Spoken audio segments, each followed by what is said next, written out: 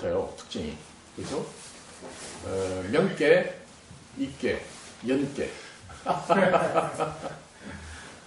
어떻게 보면 깨달음을, 존재의 실상을 이렇게 깨닫는다고 하면서도 깨달음이라고 하는 단어를 좀처럼 못 쓰는 경향이 있어요. 깨달음 체계에서도 불구하고. 왜 그러냐? 스스로 깨달음에 관한 분명한 체득, 정득, 그죠? 이런 부분들이 약하면, 없진 않겠죠. 없으면은 아예 말조차 꺼내기가 어려우니까. 그러나 이제 그 부분이 명료하지 않으면, 선명하지 않으면 깨달음에 대한 이야기를 잘 쓸 수가 없어요. 그거는 당연합니다. 그래서 나아가서 좀 이따가 이제 여러 가지로 제가 설명을 드리겠습니다만은, 깨달음은 존재의 실상을 깨닫는 것이고, 존재의 실상은 허공같이 비어있지만 동시에 꽉 차 있어요. 거기서 모든 것들이 삼라만상이죠. 나를 포함해서 이런저런 모든 모양들이, 현상들이 생겨나는 원천이고 근원이고 바탕이에요. 그런데 이제 공부 힘이 약하면 그것들이 다 비어있다까지는 아는데, 비어있으면서도 동시에 꽉 차서 거기서 일체의 모든 것들이 이렇게 드러나고 나타나고 현현한다는 것까지는 잘 몰라요. 또 설령 거기로부터 일체의 모든 현상들이 삼라만상이죠. 이를테면은 삼라만상이 생겨난다는 것까지는 이해는 해도 제일 중요한 거 존재의 실상, 일종의 이제 진여불성이라고 이제 명칭을 하는 것인데, 그 진여불성이 뭐냐 하고 이제 깨닫는 거, 그걸 이제 선불교 입장에서는 견성이라고 하죠. 견성. 견성이라고 하면 성품을 깨달았다, 봤다 이런 뜻입니다. 분명히 내가 체득했다 이런 뜻이에요. 그때 견이 내가 여기 있고 이 컵이, 책상, 책이 이렇게 있다는 것을 보는 그런 대상을 본다는 의미가 아니고, 성품이 성품 스스로를 봤다. 그러니까 이원적이지 않죠. 대상으로 파악하는 것이 아닙니다. 그것을 깨달음이라고 하는데, 분명하게 깨닫지 못하면 성품이 어떻게 생겼냐? 저는 이제 간혹 이제 공부를 어느 정도 하신 분들이 오면 반가워서, 그죠? 반가워서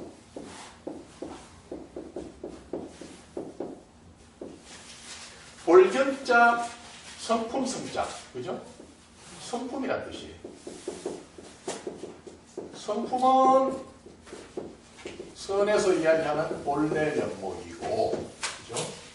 우리가 일반적으로 이야기하고 있는 진여 혹은 이제 불성을 말해요. 이게 이제 우리의 근원이에요. 근원. 나와 내 밖에 있다고 여기지는 우주, 즉 삼라반상의 공통 기반, 근원이에요. 그것이 내 마음, 참마음에 깊이 다 닿게 되면 나의 근원이나 내 밖에 있는 것들의 근원이 다를 수가 없죠. 그죠? 그 한바탕을 깨닫게 되는데, 그 여정 중에서도 내 내면을, 즉 나의 본성인 내면을 향해서 보면 텅텅 비어 있음을 체득해도 밖을 바라보고 있으면 나도 너도 삼라만상이 부젓이 실질적인 존재로 느껴지는 그런 수준도 있어요. 그거는 이제 아공적 관점.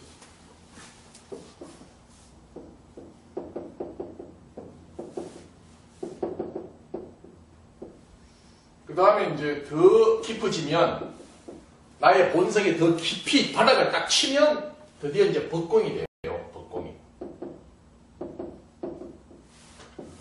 아공의 견성과 법공의 견성 수준이 달라 있어요. 이 공부 여정에서는. 그런데 자칫 잘못하면 견성 성불 이렇게 하는 바람에 서울에서 내기는 캐치프레이즈가 견성 즉 성불이죠. 견성 이퀄 성불이라 이런 뜻이에요.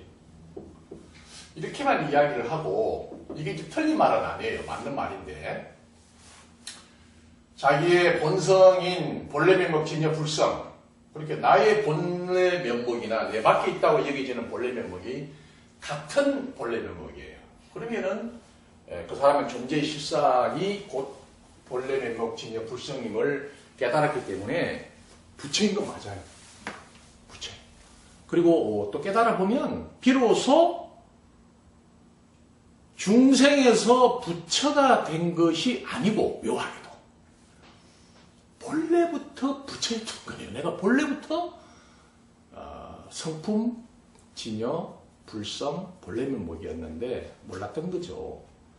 그렇다고 해서 수행을 하지 않고는 스스로 자기가 본래부터 진여, 불성이었다는 것도 모르는 입장이죠. 그렇기 때문에 수행을 통해서 깨닫게 해야 됩니다.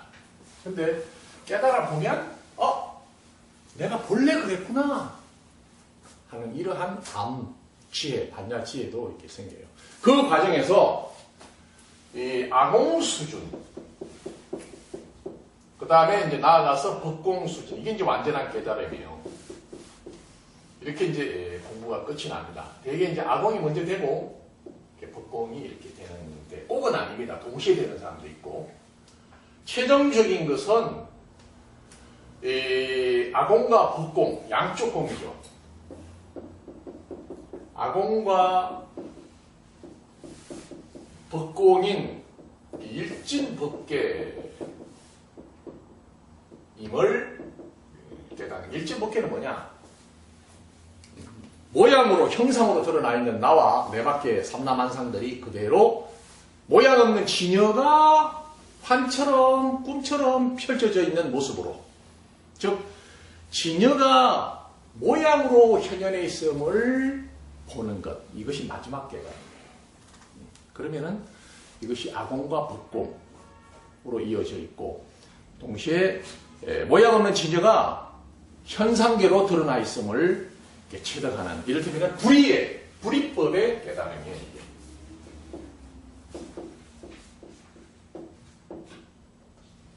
불이법의 깨달음이고, 이제 또 인도 힌두교 입장에서는 이것을 비이원의 깨달음이라 이렇게 이야기를 하는 겁니다. 여기까지예요. 이게 뭐 복잡한 것 같아도. 그래서 자칫 이 견성을, 아공 수준의 견성을 딱 깨달았다 이렇게 하면은 약간 좀 질이 좀 떨어지죠. 하지만 착각하고 있는 거예요. 좀 더 공부가 깊어지면 이렇게 눈앞에 보여지는 이 모든 것들이 다 진여의 현현이구나 하는 것이 분명하게 꿰뚫어 보이는 입장이 됩니다. 언제까지, 얼마나 오래 걸리진 않아요.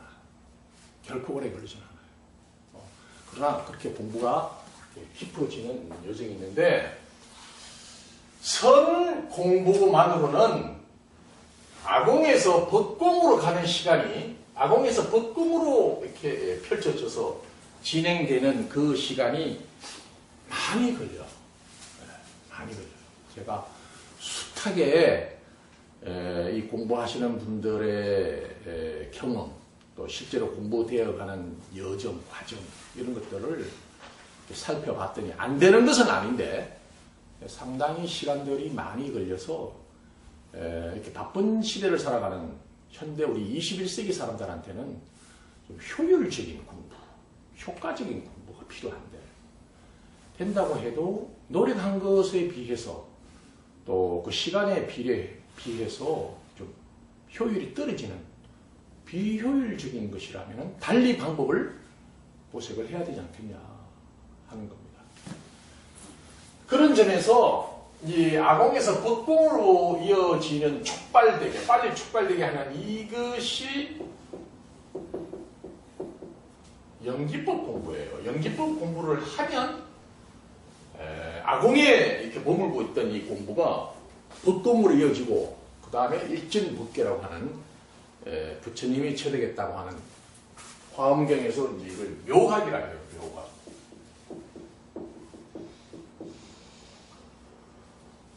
그 다음에 대나가정 뭐 이렇게도 하고,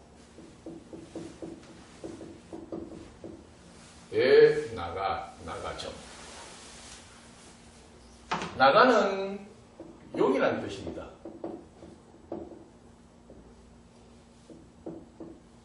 더 이상 흔들림이 없는, 뭐 전체가 다 진여 불성인 줄 아니까, 모양이 없는 것이나 모양으로 드러나 있는 것이나 다 진여임이 분명한 이 입장에서 그게 그렇다가 안 그렇다가 이럴 수가 없죠. 늘 한결같이 그런.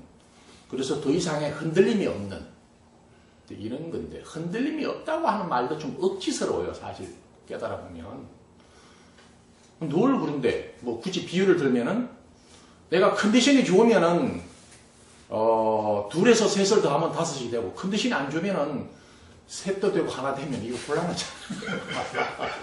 그죠? 분명히 최적이 된대요. 내 기분에 관계없이. 그렇듯이 이 공부가 분명해지면 늘 한결같이, 그러니까 나의 일상생활의 의식이, 나의 일상적 의식이 존재의 실상을 무엇인지를 아는 그런 반야지혜로 발현된 나의 일상의식으로 잘 잡아요. 얼마나 해야, 공부를 얼마나 해야 그렇게 될까요? 오래 걸리지 않아요. 오래 걸리지 않아요. 대적강의에서 공부를 하신다면 한 3년 정도면 좋겠네요. 그 정도면. 근데 공부가 어려워서가 아니고, 공부를 어떻게 해야 되는지를 잘 몰라요. 되게 사람들이. 왜? 아무도 이 공부는 이렇게 하는 거라고 전체 이정표라 그럴까? 여정에 대해서 잘 알려주지를 못하기 때문에 그렇습니다. 그 점이 공부하시는 분들한테는 좀 답답하고 아쉬운 부분이죠. 그래서 대적강에서는 어디 종교에도 불교 이야기를 거의 다 하고 있지만, 그렇다고 제가 불교에 소속되어 있는 불자는 또 아닙니다. 그러면 어디에 소속되어 있느냐? 무소속. 무소속. 요즘 무소속 국회의원들이 많이 뜨던데.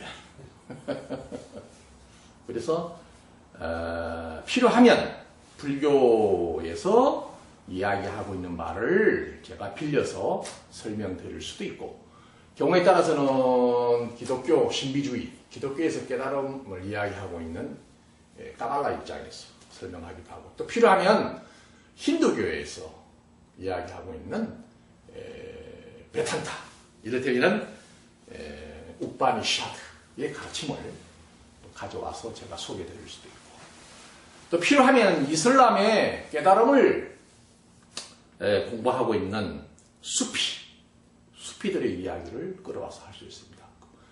무슨 얘기냐? 이 깨달음은 모든 고동 종교들이 공통적으로 가지고 있는 진리예요. 진실이고. 한 종교에만 있는 것은 아닙니다. 그래서 달리 말하면 깨달음, 즉 존재 실상, 진실, 진리는 어느 종교의 전유물이 아니에요. 그죠? 오히려 종교를 벗어나 있습니다. 그 가르침을 이렇게 보존하고 유지하고 또 이렇게 전파하는 기능을 종교라고 하는 조직, 조직이 되어서 이렇게 전성이 되죠. 또 종교라고 하는 형태가, 집단이, 조직이 없다면 지금까지 그런 또 진실, 진리가 이어져 오지는 못했을 것도 같아요. 그래서 그런 의미에서는 종교의 순기능이죠. 또 역기능도 많아, 종교가. 그러다 보니까. 그래서 그것을 볼모로, 미천으로 진실을, 진리를 이렇게 과감없이 일러주면 좋은데, 그거는 이제 언제 이렇게 소개할는지는 모르겠고, 깊은 창고 속에다가 넣어놓고 일단 이제 기도하면은 복 받고 좋아요. 그 다음에 이제 뭐 이렇게 돌아가신 분이 있으면은 혹시 그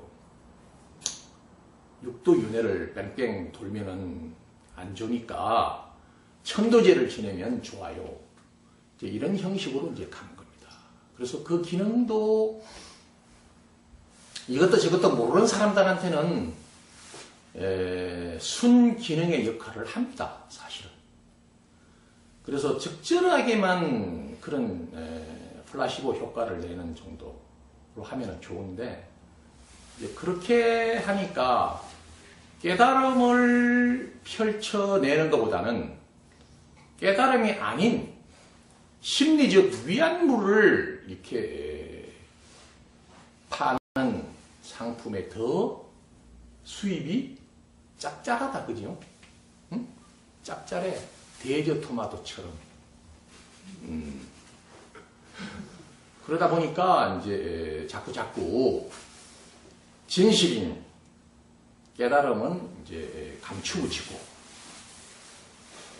그것을 위해서 방편으로 이렇게 저렇게 설명했던 것들만이 남아서 더 우리의 삶을 더 힘들게 핍박하게 이렇게 만들어서 본래부터 깨달음을 일러주고자 했던 그 이 공부, 종교인 불교마저도 깨달음을 곧대로 일러주는 곳이 매우 적어요. 그죠? 적습니다. 그래서 이제는 우리 이제 제가자들끼리 깨달음이 무엇인가를 이제 직접 공부를 하면은 됩니다. 그런 입장에서 이번에 세 번째 연기맵이면 누구나 깨닫는다는 책은 사실은 제가 제일 먼저 쓰고 싶었던 책이긴 했어요. 그러나 이제 이 책을 좀 오래 묵혀서 나온 이유 중에 하나는 많은 도반님들이 나는 깨달아 보니까 이렇다고 하는 것은 내 경험이고 또 다른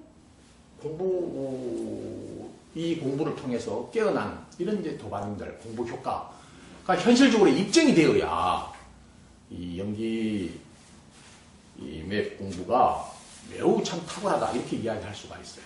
그래서 이제 그런 이제 일종의 실험이죠. 공부 수행을 통해서 그런 이제 실증적인 결과물 눈을 뜨신 우리 도반님들 이런 분들이 상당수 나왔습니다. 그래서 굉장히 이제 효과적이다, 실증적이다, 그죠? 그래서 이 정도면은 탁상 공론적인 그런 연기맵 이론이 아니라 실천 시도할 수 있는 정말로 이 공부를 통해서 깨달을 수 있는 그런 효과적인 수행이기 때문에 이제 이만하면은 책을 써도 되겠다 그러면서 책을 내놔게 됐습니다. 그래서 처음에는 한 100페이지 정도를 했어요. 이게 왜 초등학교 들어가면 애들 그림책 떠만 이만한 거 있잖아요. 큰 거 편하게 넘기는 걸로 이런 정도로 구상을 했다가 한 100페이지 정도의 압축을 해서 사람들이 그냥 만만하게 두꺼운 거 싫잖아요. 근데 두꺼운 책을 제가 사실은 제일 싫어했는데 소상하게 백과사전식으로 깨달음에 관한 내용을 궁금증을 모든 것을 다 이렇게 파헤쳐서 이렇게 쓰려고 이렇게 하다 보니까 이게 800페이지가 됐어요. 이게 그런데도 이게 한 공부 좋아하시는 이 매니아 도반님들이 의외로 책을 많이 사서 보시더라고요. 그래서 여기도 수행법에 대한 내용이 소개는 되어 있는데, 그래도 이제 집중적으로 연기배움을 어떻게 수행하는 것이냐, 어떻게 깨닫는 것이냐 하는 갈증, 이 갈증에 대한 해답을 연기배움은 누구나 깨닫는다 하는 책으로 해서 개인적으로는 굉장히 제가 보람찹니다. 이 책을 통해서 마치 제가 이제 연기법으로 깨달았어요. 서문에도 그렇게 썼는데 선수행을 하다가 답답하게 이게 선이 이게 참 사람 답답하게 하는 데는 재주가 있어. 하여튼 그렇게 답답하게 해가지고 이제 그 답답함이 극에 달하면 탁 하고 이제 깨치는 그런 이제 메커니즘인데 우리 스타일은 그게 잘 안 맞아. 그게 맞는 사람도 있을 텐데 아이고 머리도 없고 꼬리도 없고 앞도 없고 뒤도 없고 색깔도 없고 냄새도 없고 우리 없다는 것도 알겠어. 그거 어쩌라고 이렇게 이제 하고 있는데 마침 저한테 그 틱낙한 스님 책이 저한테 인연이 닿아서 읽어보던 중에 하나 속에 모든 것이 들어가 있어서 사과는 사과 아닌 것들로 이렇게 모여서 그것이 사과가 된 겁니다. 이 한마디에 의식에서 그냥 팍 하고 이렇게 어떤 열림, 깨어남, 그죠? 마치 이렇게 번개불 맞은 거. 또 번개불 맞았다 그러면 또 사람들이 막 번개 상상을 하면서 비 오는 날 막 번개 맞아보려고 밖에도 나가고 이래. 또 그래서 그 말도 못 하겠고. 하여튼 이렇게 읽다 보면은 의식에서 이거구나 하는 어떤 그런 깨침. 이를테면 뭐 서양에서 그냥 뭐 우레카 이렇게 하듯이 그러한 의식의 번쩍임이 일어나서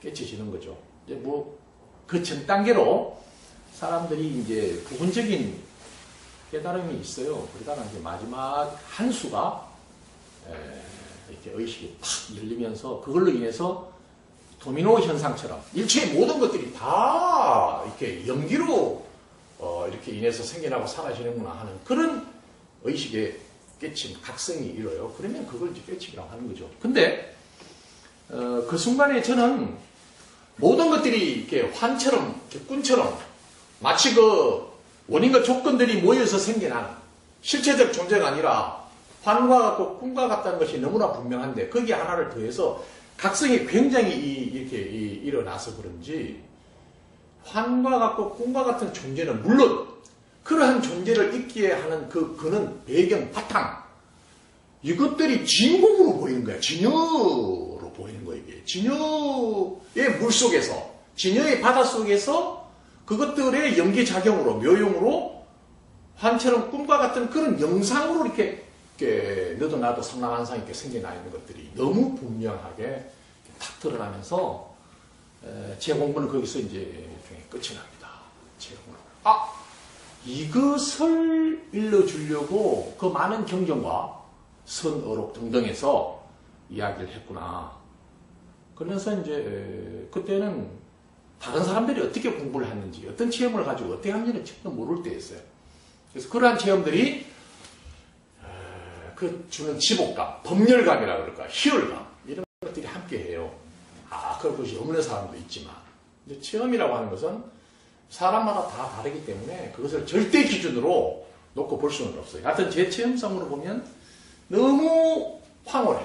와, 우리가 사는 여기가 진여 법계구나. 그래, 이것을 천당이라면 천당이고 극락이라면 극락이구나 하는 것으로 이제 분명하게 체득이 되면서 한 6개월 정도. 그죠? 6개월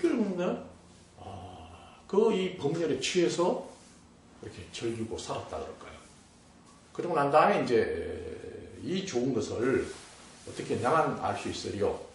그래서 이제 이것을 이제 나누자 이렇게 해서 시작을 했는데 제가 워낙에 이제 말솜씨가 그때는 이것을 어떻게 일러줘야 되는지 깨닫긴 해도 그 깨달음을 어떻게 상대방한테 일러주어서 그 사람이 체득하게 될까 하는 이것은 또 다른 능력이에요.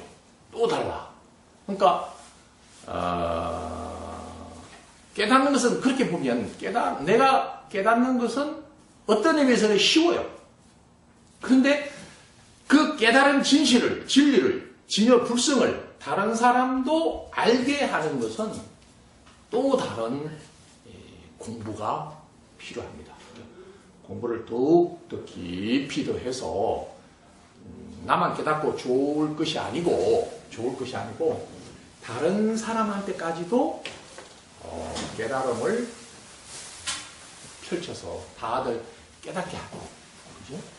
여기가 공부가 여기까지 진행이 이렇게 돼야 돼요. 그래서 일단은 내가 깨닫고 그 깨달음에 대한 맛을 열반의 즐거움을 충분히 즐기죠.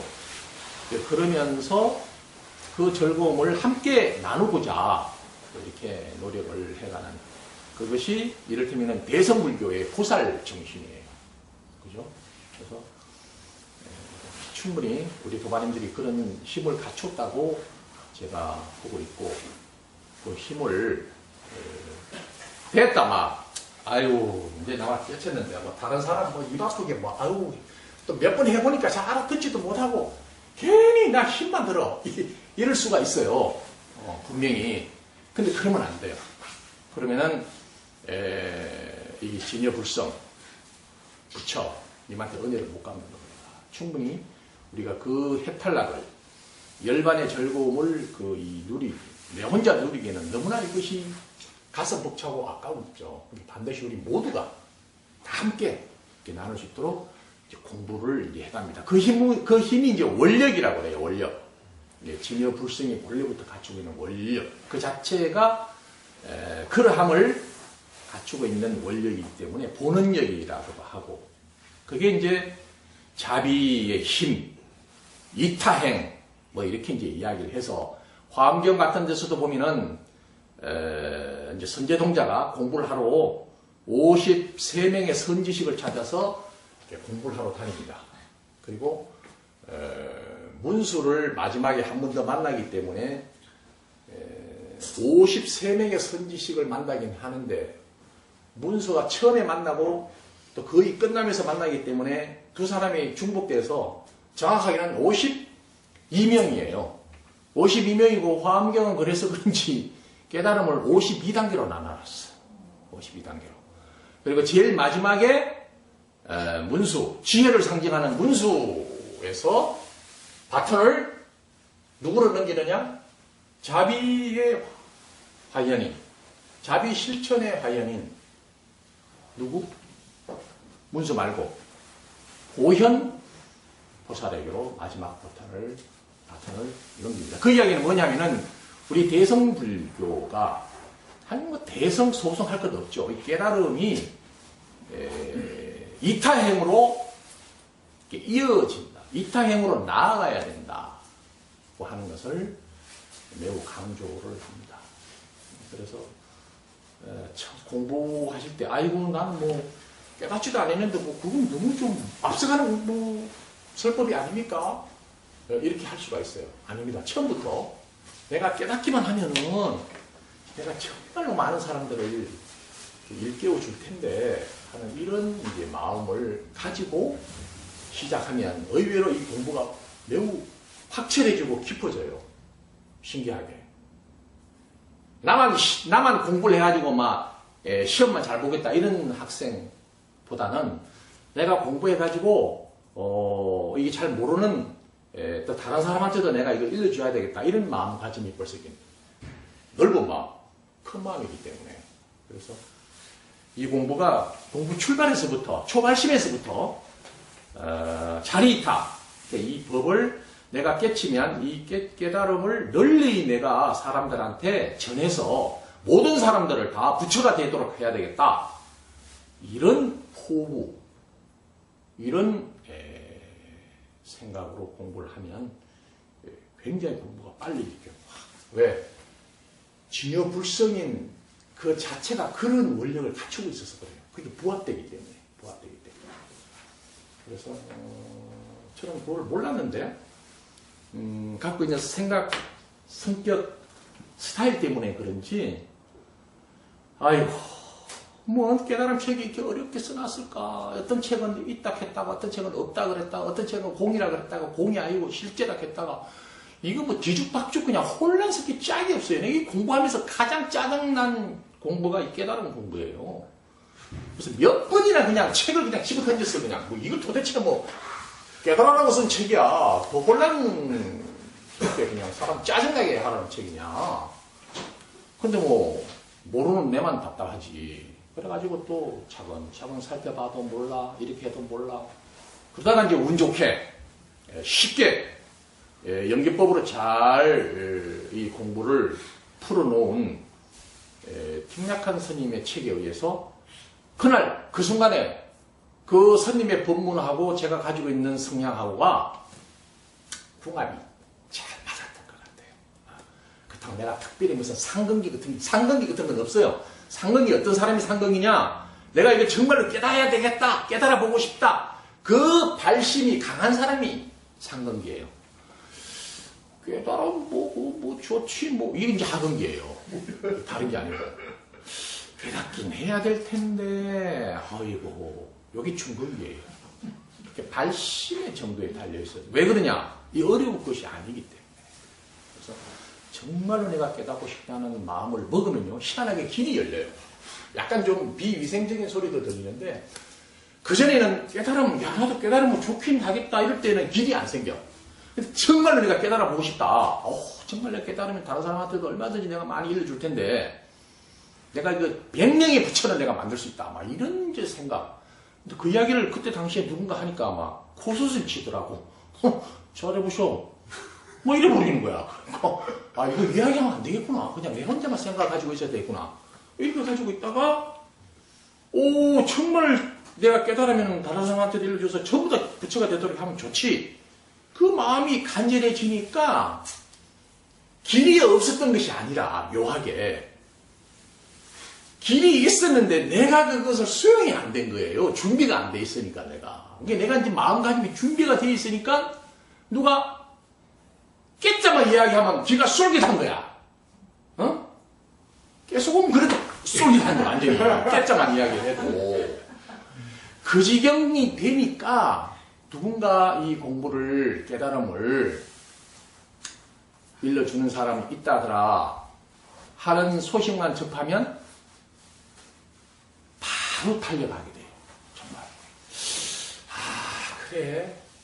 내가 막 오늘은 바쁘고 이번 주 바쁘고 이번 달까지 바쁘고 막 내가 시간이 날 때 가야지. 일이 안 돼. 그건 덜겁한 거예요.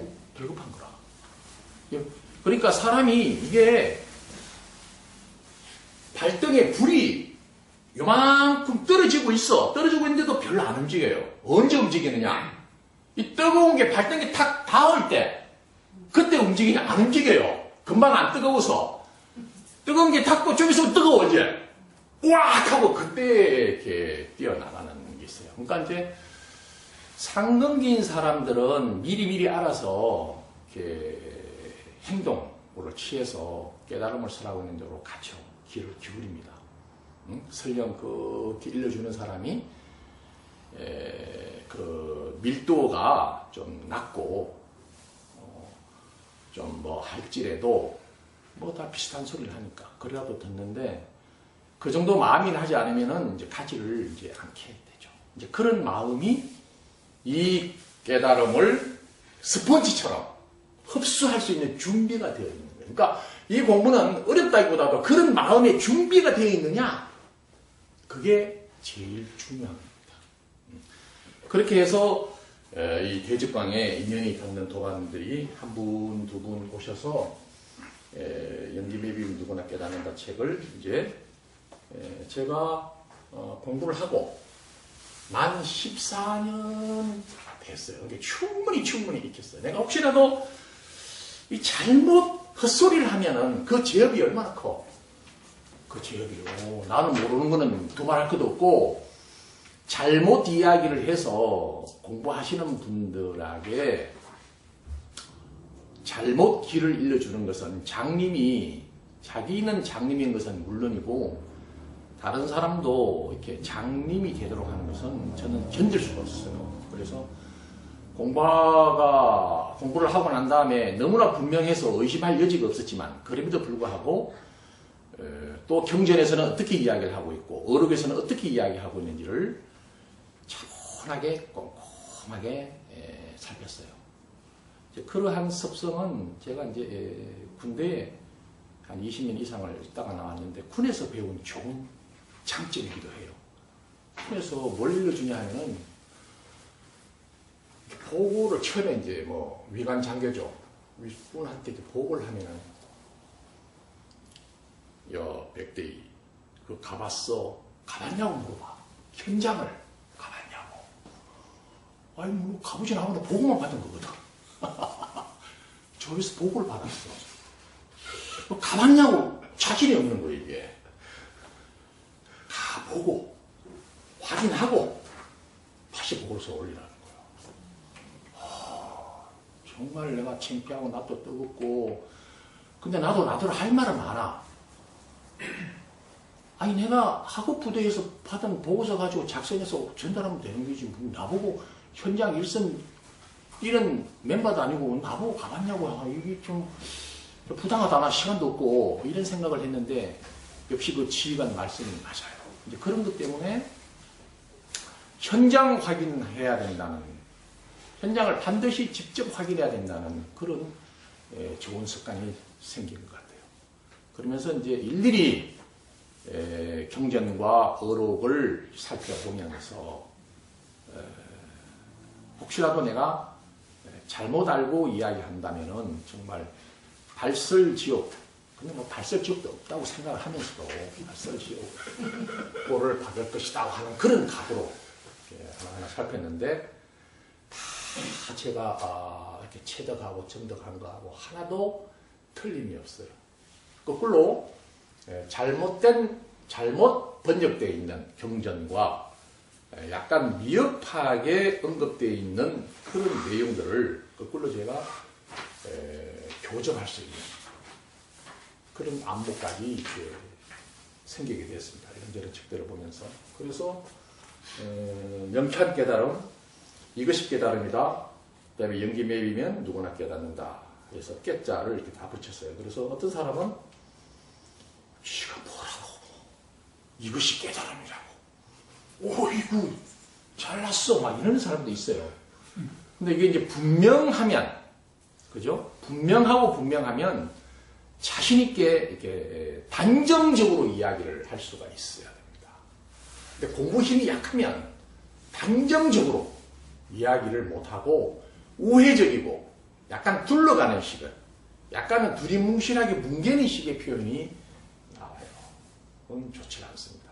그래서 자기가 스스로 분명하면 분명하게 이야기할 수 있고, 그런 입장에서 연김에 비유는 누구나 깨닫는다부터 시작해서 이 책들을 내서 많은 분들이 이제는 21세기의 깨달음의 시대입니다. 깨달음의 시대에서 존재의 실상을 깨닫고 자기의 삶이 해탈로 이어지면서 해탈에 머물 것이 아니라 그 해탈된 그러한 즐거움을 누리면서도 일상을 또 영일하고 다른 사람들에게도 깨달음을 같이 함께 공유하면서, 그리고 지금 현재 깨달음의 추세는요, 서양은 이미 이 깨달음이, 불교의 깨달음만 따져도 불교의 깨달음이 이미 서양으로 전래된 지가 오래돼서 유명한 깨달은 사람들, 학자들이 많이 배출되어 있습니다.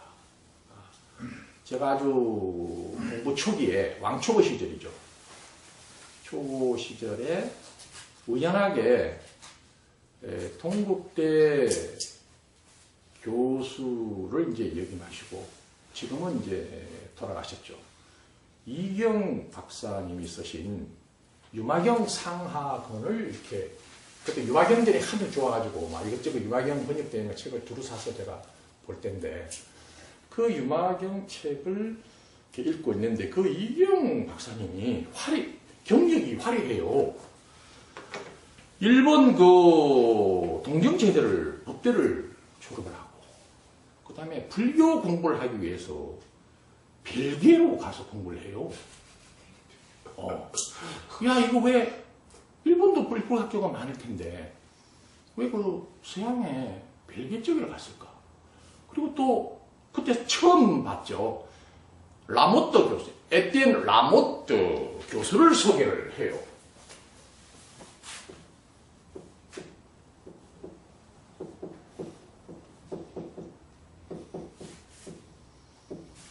이 양반한테서 불교 공부를 했다는 거예요. 그리고 이 양반이 이제 유마경 이런 것도 잘 설하고, 그래서 와서 이제 동국대에서 불교 강의를 한 겁니다. 그래서, 아니, 이게 뭐야? 아니, 서양 가서 배워오지? 서양 사람들은 아직 잘 모를 건데, 이런 이제 막연한 생각을 가지고 있던 차에, 라모트 교수라는 분도 처음 알고, 그리고 나서 이제 그 이후에 이제 그 이름을 기억하면서 보니까, 이제 우리나라에서도 시공사에서 인도 불교사라고 하는 그분의 기념비적인 그런 책이 상하권으로 이렇게 두껍게 소개돼서 나와 있고, 또 나가라 주나의 대지도론 이런 것에 연구를 많이 하셔가지고 거기에 대해서 또 책을 이렇게 내놓고 있어서 제가 깜짝 놀랐어요. 이 동양에서만 아는 불교가 아니구나. 그리고 이미 거기서는 특히 미국의 켄 윌버 같은 사람을 통해서 이 깨달음이 우리 현실적 삶과 어떻게 연결이 되며, 그래서 우리의 삶에서 필요한 인문, 사회, 물리, 과학, 예술 이런 것을 망라해서 어떻게 이것과 이렇게 접목을 해서 우리의 필요한 모든 학문들을 깊이 있게 깨달음과 준에서 펼쳐갈 것인가, 이런 것들을 사상안으로 총정리해서 풀이하고 펼쳐가고 있어요. 그래서 그것이 야, 이거 지금 깨지 않은 것 같고는 이건 택도 아니다. 오히려 이미 그렇게 진행 중이라는 게 현재 추세가. 그래서 깨달음이 이미 삶과 다르지 않은 삶 그대로가 진여 불성의 현장이기 때문에 다르진 않지만, 서양 사람들의 이 매우 치밀한 합리적인, 과학적인 이런 사고로 그것을 잘 이렇게 시스템화 추측화해서 깨달음을 현실에서 구현해 나가도록, 우리 동양에서는 최무생사에서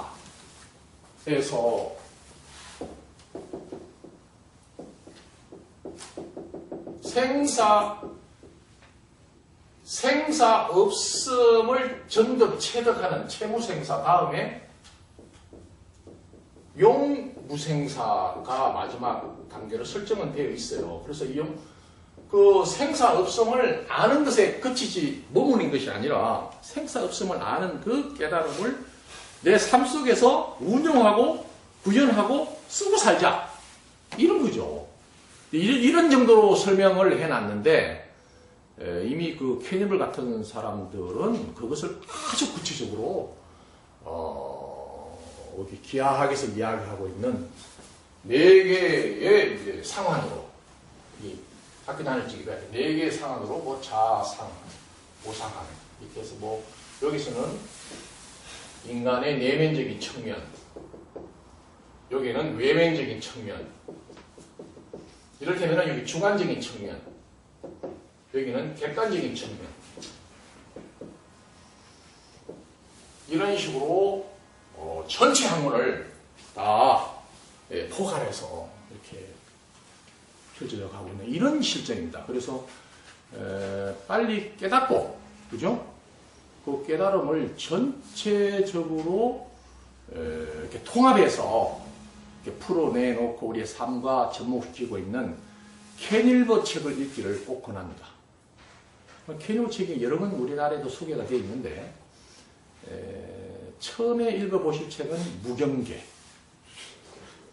그 다음에 그 중간중간에 I to I, 모든 것의 역사, 켄 윌버의 일기, 또 세상에서 가장 아름다운 용기, 또 통합심리학 등등이 나와 있는데, 시간이 많이 있으신 분은 골고루 읽으셔도 좋지만 시간이 없는 분들을 위해서는 켄 윌버가 처음에 내놓았던 무경계, 물론 무경계 전신이 의식의 스펙트럼이에요. 근데 의식의 스펙트럼보다는 대중판인 무경계가 훨씬 나아요, 읽어보면.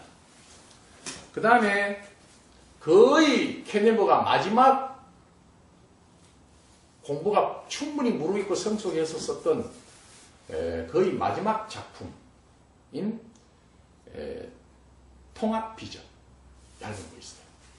통합비전을 읽어보면 이제 그림도 많이 나오고 매우 압축적입니다. 거의 사상으로 나가는. 그리고 보면 이 공부가 깨짜만 보이던 공부가 우리의 삶의 모든 학문과 어떻게 연결이 되는지가 아주 잘 써져 있습니다. 기념비입니다.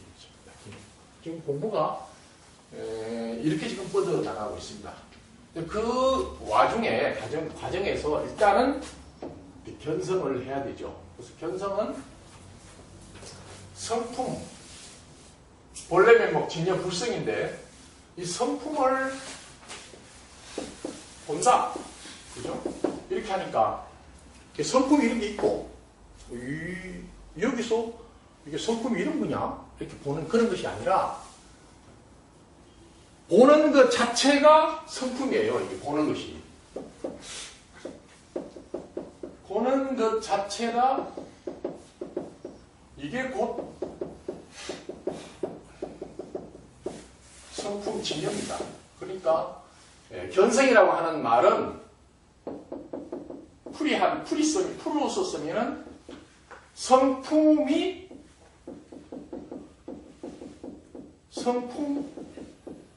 스스로를 보는 겁니다. 성품 스스로를. 그러니까 간단하게 말하면 이게 성품이 이제 보는 게 눈인데 육체의 눈 말고 보는 그 자체, 보는 것. 그걸 이제 눈이라고 한다면 눈 스스로를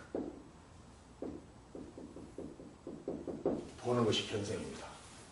눈이 눈 스스로를 보는 거. 이제 공부가 되기 전에는 눈이 눈을 본다 그러면은 이 눈을 빼가지고 이걸 돌려서 보는 거냐, 어쩌냐 이렇게 이제 상상을 해요. 그렇게 보는 것은 아니죠.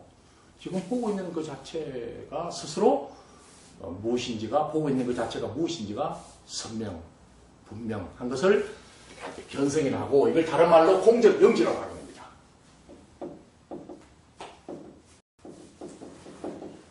공적영지.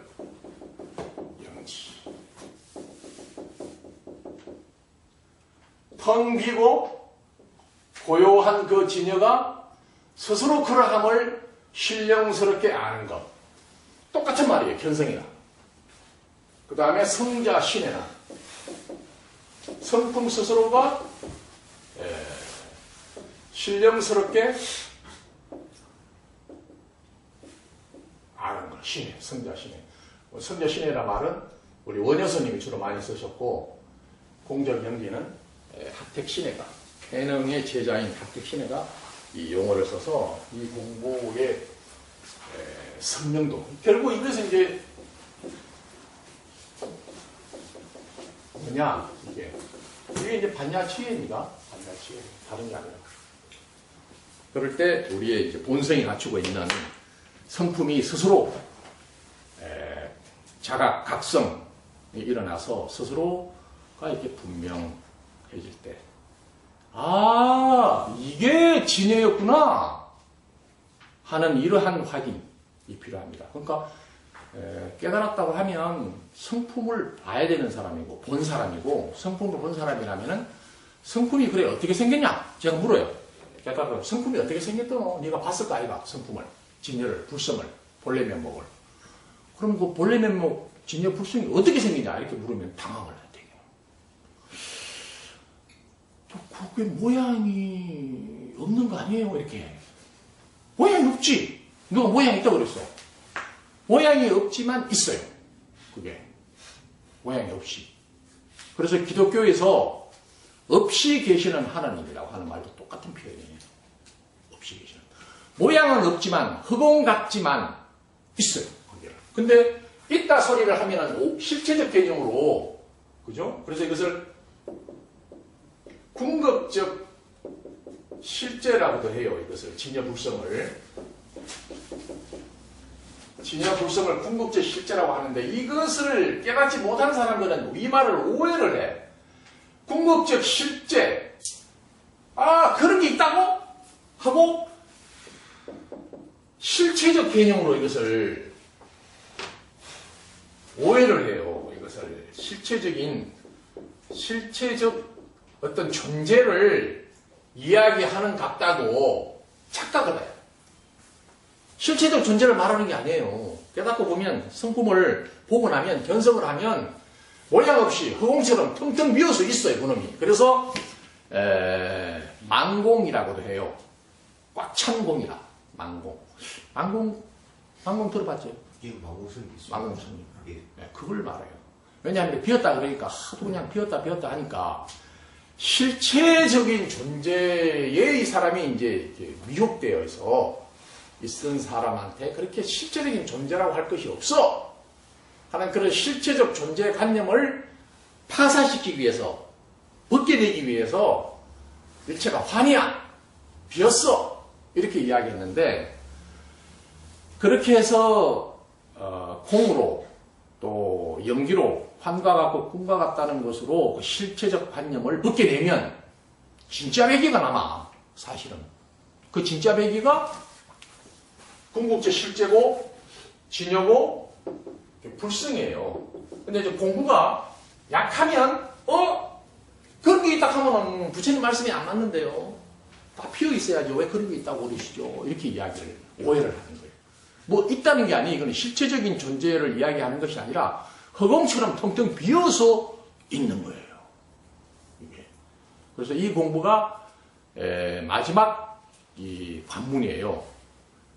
일체가 비어있다까지는 잘 들어가요. 비어있다. 공이다. 그래서 이 공에 두 가지 설명이 있습니다.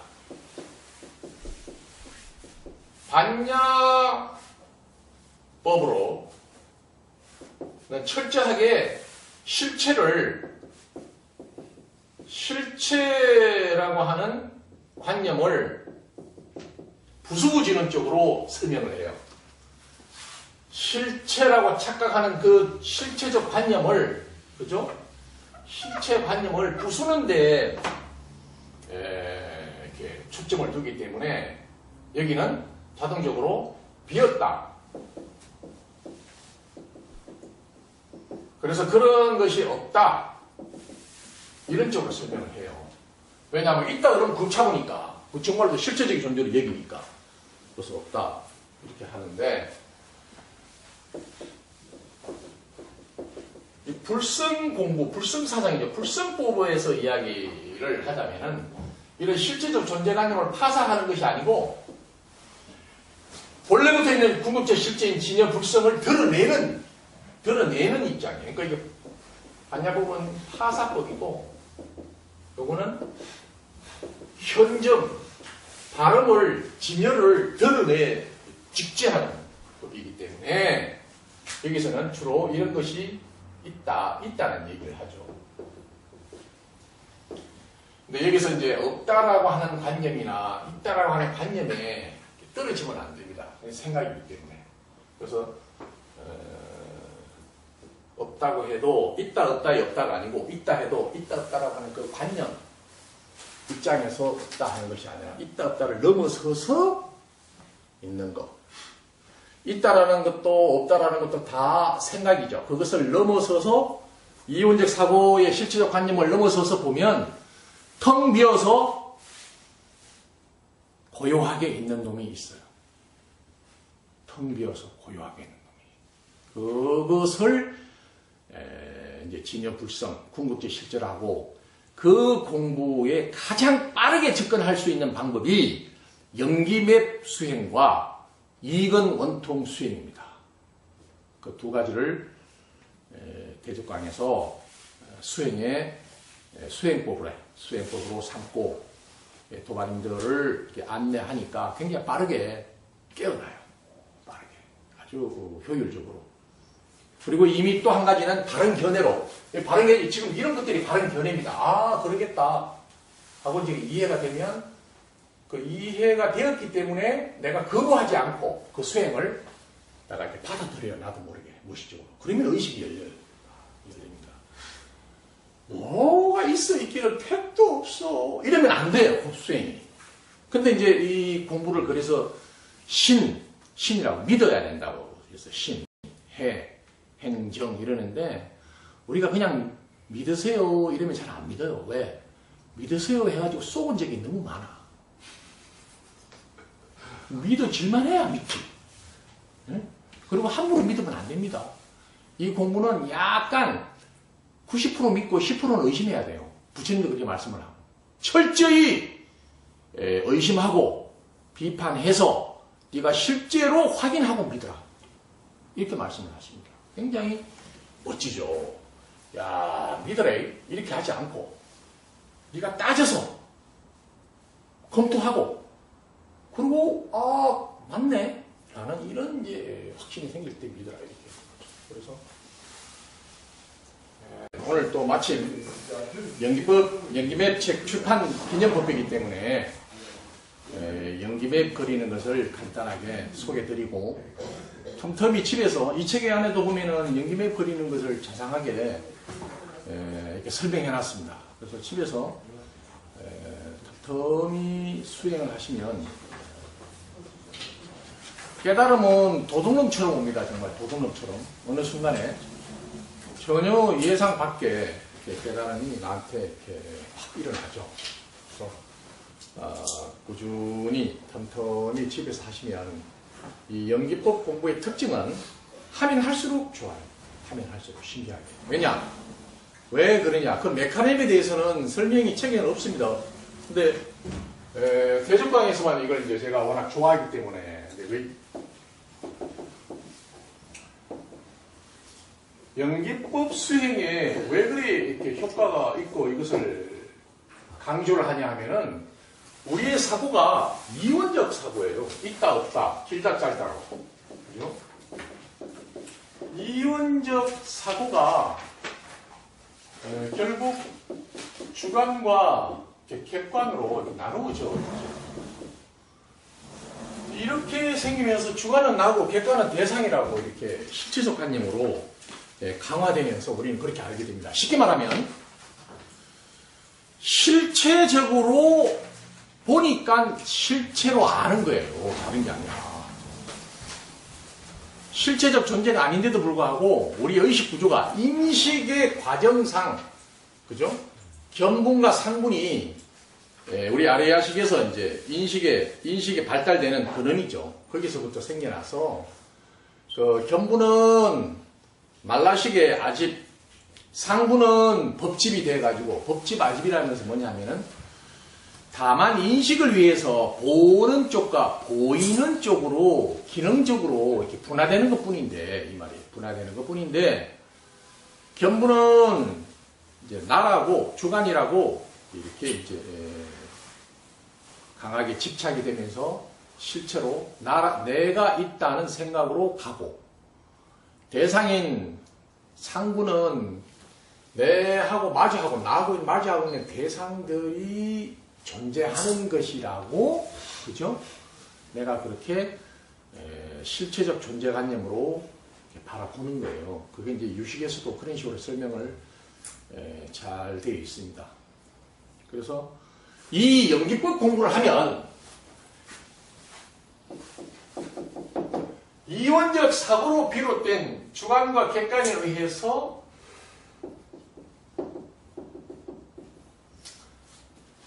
생겨난 형성된 거죠. 형성된 실체적 존재관념. 이 실체적 존재관념을 연기법에 의해서 이것을 해체해요. 해체해야 합니다. 달리 말하면은 이원적 사고를 다원적 통합적 사고 방식으로 바꿔주는 거예요. 그러니까 실체적 관념이 해체가 되죠. 저절로. 근데 연기법 공부를 하면 왜 그렇게 깨닫게 됐는지를 잘 몰라요. 그러나 이제 해보면 여실하게 알 수가 있어요. 아하, 우리의 사고가 이원적인 사고로 벌어지면서 실체가 아닌 존재를 실체로 바라보게끔 되었구나. 그걸 이제 망념구조라 그러죠. 근데 연기법 공부를 하면은 하나 속에 모든 것이 들어가 있고, 그죠? 우리는 직선적 사고로 부모가 나를 낳았다 이렇게 되는데 나는 부모뿐만 아니라 수많은 원인과 조건들이 모여서 생겨난 나라고 하는 그 관점의 전환이 실체로 나는 나라고 봤던 그 실체적 존재관념을 연기적 존재관념으로 바꿔주는 거예요. 연기적 존재관념이 되면은 이게 이제 지금까지 봤던 실체적 존재관념이 비실체적 존재관념으로 존재로 관념이 아니죠. 비실체적 존재로 바뀌고 이것을 이제 우리가 공으로 또 꿈으로 실체가 아닌 비어있는 존재로 실체가 아닌 환과 같고 꿈과 같다는 점으로 이렇게 의식이 바뀌어서 해석이 되죠. 이게 이제 존재 실상이고 여기서 한 걸음 더 나아가면 이제 진여불성까지 깨닫게 됩니다. 그래서 연기법 공부를 하면 그토록 우리가 실체적 존재라고 알았던 이것들이 그 실체적 존재관념이 흐물흐물하게 녹아요. 허물어져요. 허물어진다 그러니까 또 이렇게 막 벽돌 쌓아놨다가 막 벽돌이 우르르 허물어지는 같은 걸 이미지화해서 그런데 그런 게 아니고 이렇게 됩니다. 이 깨닫기 전에는 이게 이제 죽비인데 견고하고 딱딱하고 우리가 알고 있는 그런 죽비죠. 근데 연기법 공부를 하면 이게 희한하다. 여전히 만지면 딱딱하고 모양도 이렇게 죽비라고 보여지지만 이게 내가 알고 있는 그전에 봤던 그런 딱딱한 느낌 이런 것들이 사라져요. 그래도 만지면 있어. 꼭 만지면 물렁물렁 할 것 같아. 느낌이. 근데 만지면 그대로 있어요. 이야 하고 내가 인식이 바뀌는 거예요. 어떻게? 실체적 존재관념에서 비실체적인 존재관념으로 보이는 이것이 연기법 수행에 의해서 나의 반야, 존재 실상을 자각하는, 깨닫는 나의 반야의 알미 발현됩니다. 반야는 진여 불성의 알미예요.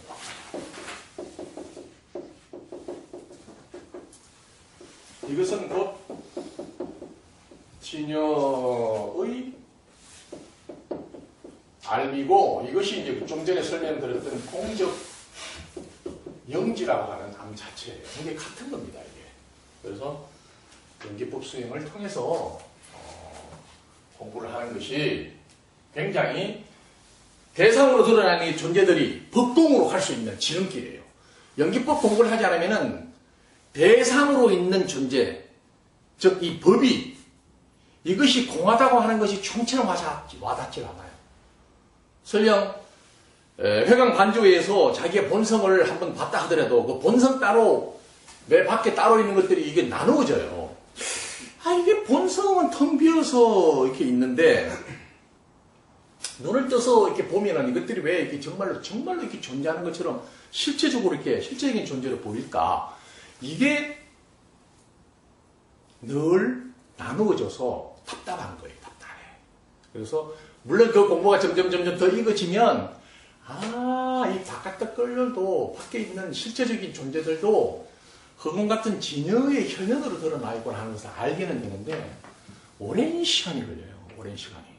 그래서 안 된다는 것은 아니고 이왕이면은 효율적인 수행을 해야 되는 거예요. 그래서 연기법 수행을 하면 곧장 수행을 얼마 하지도 않았는데도 불구하고 죽비가 내가 알고 있는 그 죽비가 아니구나 이게 원인과 조건들이 모여서 생겨난 비어있는 죽비구나. 그래서 이게 환가 같구나 이렇게 되는데 연기법 수행에 맹점이 하나 있어요. 맹점이. 단점이 뭐냐? 이게 공이구나. 비어있구나. 그래서 실체적 존재가 아니라 비실체적인 재상이 비상이라고 하는 것은 알긴 아는데 환각고 꿈과 같다는 수준에 머물고 말아요. 그래 되면은 자칫하면 허무주의로 갈 가능성이 많아요. 모든 것들이 환이고 꿈이라면 뭐하러 내가 공부를 해? 이런 식으로 된다 이겁니다. 이렇게 이 공부에서 가장 우리가 배격해야 될 주의할 점이 뭐냐면 허무주의예요. 허무주의. 모든 것들이 허무하고 환 같고 꿈 같다 그러니까 허무한 생각에 빠져요. 혹은 공허주의. 그래서 옛날부터 연기법 공부할 적에는 반드시 다른 선지식한테 안대를 받도록 돼 있어요. 자칫하면 지 혼자 공부를 하다 보면은 전부 한이네. 그럼 뭐 나도 한이고 너도 한이고 일정한이라 내가 살아있을 게 뭐냐 하고 옛날 경전에 보면 자살한 경우도 많습니다. 굉장히 잘 소개해놨어요. 그래서 이 공부는 모든 것들이 환이라고 하는 것이 아니라 우리가 실체가 안 돼도 불구하고 실체라고 여기고 있는 그 실체적 관념을 부수는 거예요. 그러고 나면은 진짜 배기가 나와. 진짜 배기가 뭘까요? 진여불성이에요. 그러니까 연기법 공부만 하면 연기법 공부로는 운이 좋으면 진여불성까지 깨닫는데 연기법 공부만 하면 환까지는 공부가 진행이 되는데 환을 넘어서서 환을 드러내게 하는, 환을 있게 하는 근원인, 바탕인 진여불성을 잘 못 봐. 설에서 이야기하는 견성이 잘 안 돼. 견성이. 그러니까 선은 법공이 잘 안 되고 연기는 견성이 안 되는 거예요. 이게. 이것이 제가 지금까지 공부하면서 알아냈던 14년간의 노하우입니다. 이게. 이쯤에서 박수를 한번 쳐야 돼요. 그래서 이제 이 강점들을 살리려고 우리 대적강에서 이렇게 노력을 많이 했는데, 연기법은 사상으로는 반야 사상이기 때문에 부득이하게 모든 실제적 상을 깨부수는 장점이에요. 깨부수기만 해요. 깨부수기만 하고. 보살은 보살이 아니다. 보살을 깨버려. 보살이라는 관념을. 죽비는 죽비가 아니다. 컵은 컵이 아니다. 건강경에서 시험일관 이런 맥락으로 일러주죠. 그거는 그렇게 알고 있는 그런 실체적 관념을 부수주기 위해서 시험일관 하는데, 문제는 잘 안 부서지지. 잘 안 부서져. 그럼 어떻게 해야 부서지느냐? 연기법을 공부를 해야 부서지는 거예요. 연기법 공부 맥락에서 보살은 보살이 아니다, 컵은 컵이 아니다, 죽비는 죽비가 아니다 라고 일러주는 그 맥락을 연기법 공부가 된 다음에 해야 돼요. 결국은 연기법 공부가 토대가 되지 않으면 건강경에서 일러주는 그 파사법, 실제적 관념을 부수는 그것이 잘 안 먹혀요. 그러면 어떻게 하냐? 되게 해야 돼, 되게. 어떻게? 연기맵을 그려야 돼요. 그래서 이 책에서 연기맵을 이렇게 그려놨죠. 기독교에서는, 그죠? 사과를 먹고 목구멍에 걸려서 원죄절로 갑니다. 근데 대적광에서는, 불교에서는 이 사과를 먹고 사과가 소화가 돼서 사과가 해치돼 버려야 돼요. 그래야 일체가 존재 실상에 드러나는 거죠. 사과는 우리가 단순하게 사과나무에서 달렸다고 이렇게 생각을 합니다. 이게 이원적 사고예요. 사과는 결과고 사과 원인은, 사과나무는 원인이 되죠. 이런 직선적 사고가 원인으로부터 결과가 생겼다. 이게 이제 인과법이에요. 원인, 결과. 근데 연기법은 인과법하고 다릅니다. 요것만 구분할 줄 알면 인과법이라고 알고 있는 그것이 연기법이 아니에요. 연기법은 인과법하고 다릅니다. 연기법은 사과는 사과나무와 태양의 에너지와 낮과 밤이 또 사계절이 그 다음에 공기 중에 있는 질소 혹은 산소가 땅과 땅 속에 있는 영양분과 또 요 뿌리의 삼투압 현상을 통해서 탄소 동화 작용 등등등등을 해서 수많은 원인과 조건들이 빼곡하게 모여서 그것이 사과라고 하는 모양으로 형상으로 드러난 것밖에 없어요. 그것을 두고 사과를 부정하는 건 아닙니다. 사과는 우리가 경험하는 그 사과가 맞는데 그 사과가 어떻게 해서 생겨난 사과냐? 사과 아닌 것들이 원인과 조건으로 해서 원인과 조건으로 말미암아 그 원인과 조건들이 모여서 뭉쳐서 그래서 모양만 사과 모양으로 형상만 사과 형상으로 드러난 거예요. 그러니까 우리는 거기다가 사과라고 하는 이름을 탁 갖다 붙이면서 더욱 이 사과를 실체적인 존재관념으로 굳히기를 하는 거예요. 강화하는 겁니다. 근데 연기적 관점으로 들여다보면 사과가 희한하네. 사과라고 할 수가 없네. 왜냐?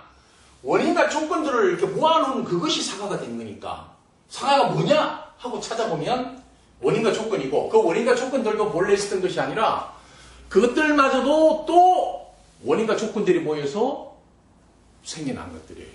그러니까 사과가 있긴 있는데 묘하게도 요게 사과다라고 할 것이 비어 있어요. 없어요. 왜?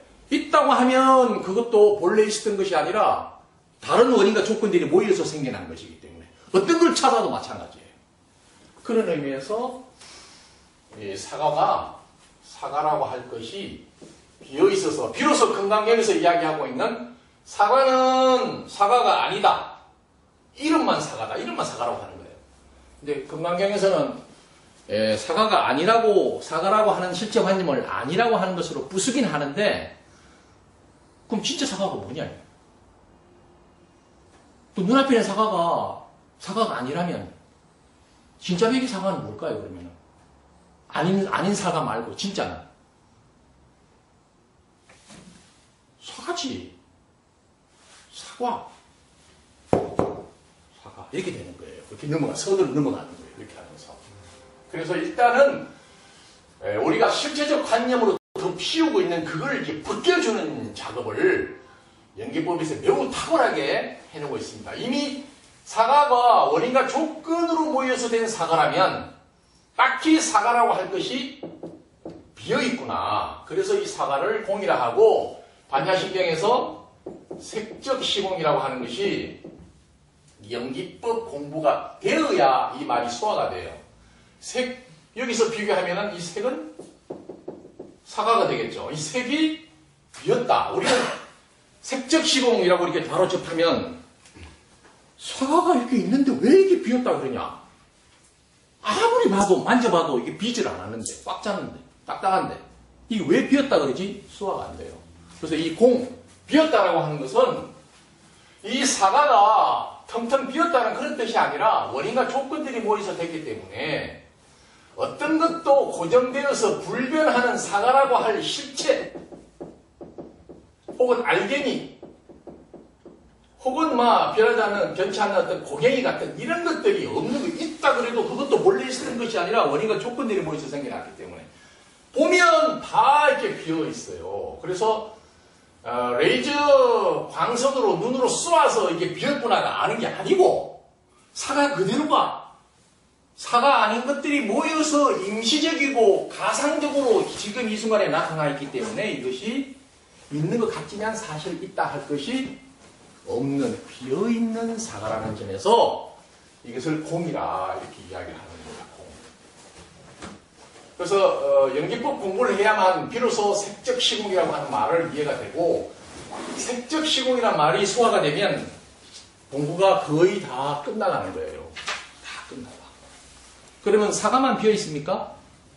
우리 모두가 다 사과처럼 그렇게 비어 있습니다. 그것을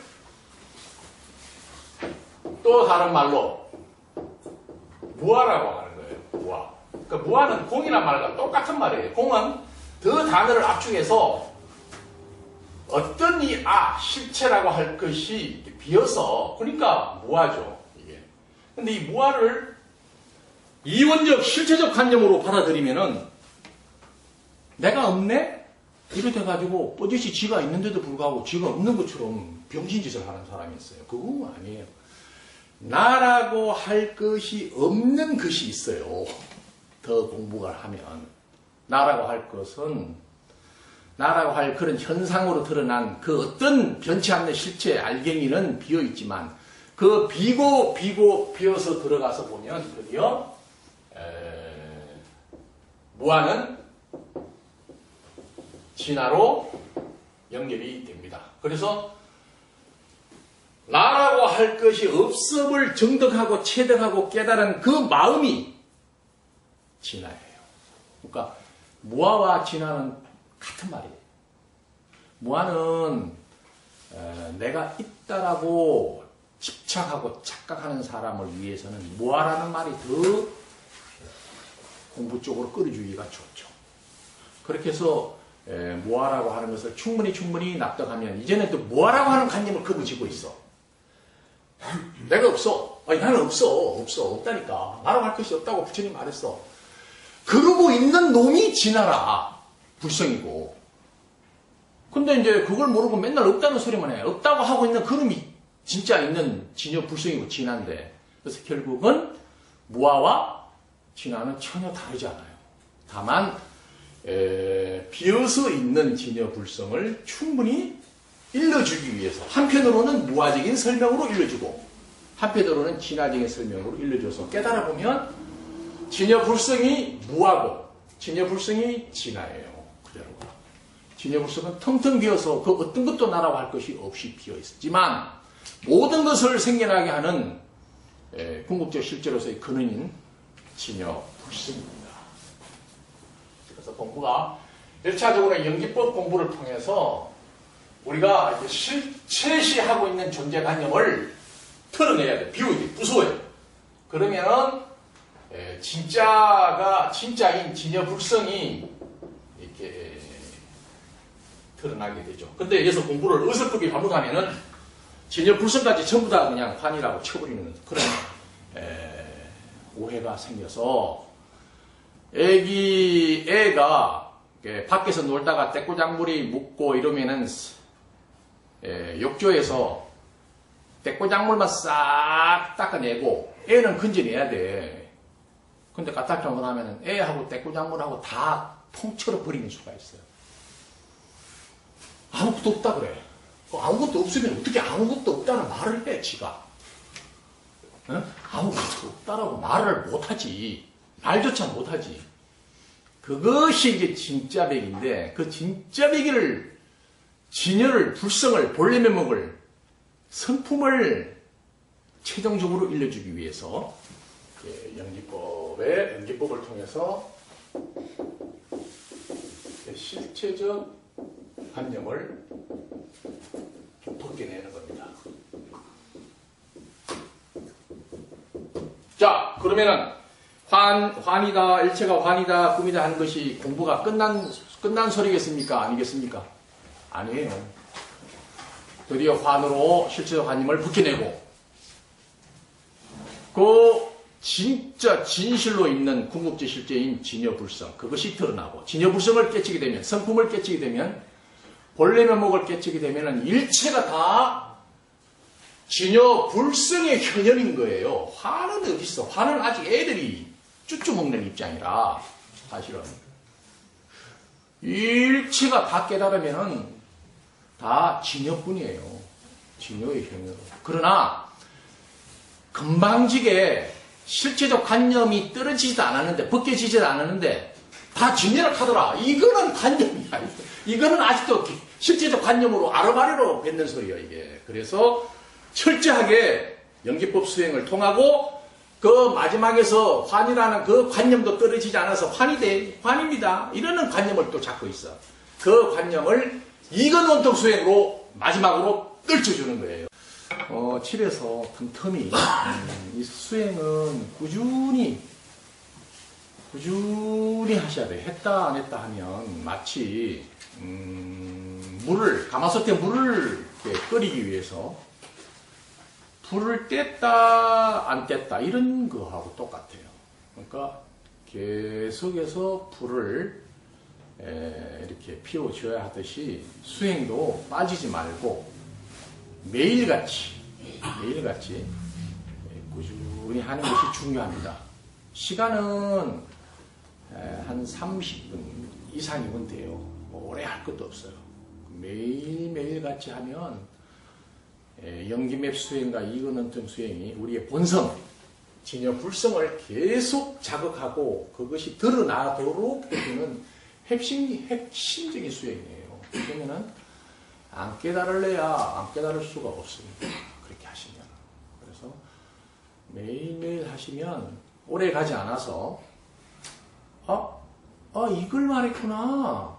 이게 모양 없이 있는 모든 소리를 감지하고 있는 하는 것이 이제 점점 내 의식에서 의식이 돼요. 처음에는 그게 있어도 뭘 말하는지 의식이 안 돼요.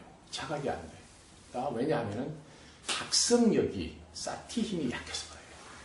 그래서 계속 그 수행을 하면 점점 나의 의식이 민감하게 깨어나면서 스스로 본래부터 있었던 그 의식에 대한 각성이 생기면서 그것이 드디어 감지가 되죠. 그리고 난 다음에 소리는 이 소리를 듣고 있는 이것이구나. 이것이 성품인 진여불성이구나 하고 이제 알게 되어도 보이는 것들은 잘 안 돼요. 또 보이는 것들은 따로 놀아 통합이 안 되고. 근데 걱정할 것은 없어요. 그 소리를 듣고 아는, 소리가 있으면 있다고 아는, 소리가 없으면 없다고 아는 그 나의 성품 진여불성이 더욱 확고해지면, 더 밝아지면 드디어 보이는 것들도, 그죠? 냄새도, 또 손으로 만져지는 것들도, 안입이 설신으로 경험되는 그 모든 것들이 모두가 허공 같은 진여가 현현에서 드러난 것임을 깨닫게 됩니다. 얼마 가지 않아서. 그래서 영기매부로는 정말 내 밖에 따로 실체적 존재로 보여주고 있는 것들을 법공으로, 그러나 환에서 머물고 말 수 있는 그 수행을 이건원통 수행을 통해서 환을 넘어서서 원래부터 있는 환을 만들어내는 환의 근원인, 환의 바탕인 진여불성을 정득 깨닫게 되는 겁니다. 마지막 깨달음은 성품, 견성, 성품을 스스로 깨닫는 겁니다. 그 성품과 모양으로 드러난 존재들이 다 다르지 않은, 모양 없는 진여가 모양을 갖춘 삼라만상으로 현현해 있구나 하는 것을 깨닫는 것이 묘각이고 원각이고 부경각입니다. 그럼 공부가 거기서 끝나냐? 그러진 않습니다. 그리고 이제 깨달음에 대해서는 더 이상 의문이 없고, 그 깨달음의 힘으로 우리가 살아가고 있는 다양한 학문, 직업 등등으로 우리의 삶을 살아가는 겁니다. 그 삶도 다른 게 아니죠. 우리의 삶의 현장이라는 것도 다 진여의 현현인정에서 펼쳐지는 것이니까. 그래서 꾸준히 더 공부를 하셔서 누구나 다 깨닫고, 그 깨달음의 힘으로 만족만 하지 말고 다른 사람까지도 다 부처가 되도록 일깨우시는 자리이타의 삶을 사시기를 기원합니다. 수고했습니다.